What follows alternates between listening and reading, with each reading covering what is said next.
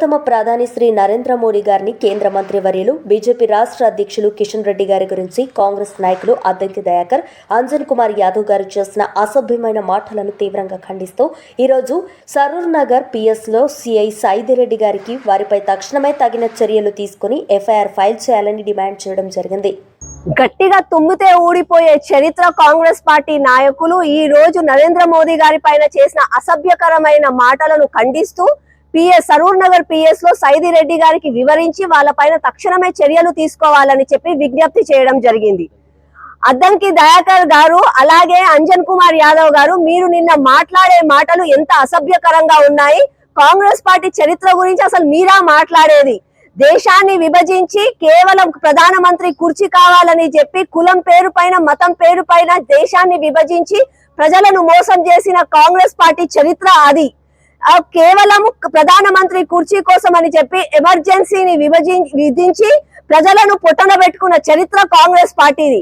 కేవలము వాళ్ళ సొంత లాభం కోసం అని చెప్పి ప్రజలను అయోమయం పరుస్తూ ఇంటి పేరే మార్చుకున్న చరిత్ర కాంగ్రెస్ పార్టీది. కేవలం ప్రజలను మోసం చేస్తూ ప్రజాధనాన్ని మింగేస్తూ 2G స్కామ్ అని చెప్పి, ఆధార్ స్కామ్ అని చెప్పి, కామన్వెల్త్ స్కామ్ అని చెప్పి వగేరా వగేరా స్కాములు చేసి ప్రజాధనాన్ని దోచుకున్న చరిత్ర కాంగ్రెస్ పార్టీది. ఇట్లాంటి కాంగ్రెస్ పార్టీ నాయకులా మా బీజేపీ గురించి మాట్లాడేది? దేశం కోసం, ధర్మం కోసం, సమాజ చరిత్ర కోసం అని చెప్పి సమాజ వ్యక్తిత్వాన్ని నిర్మించే ఆర్ఎస్ఎస్ మరియు బీజేపీ గురించి మాట్లాడే అర్హత మీకు అసలు లేనే లేదు.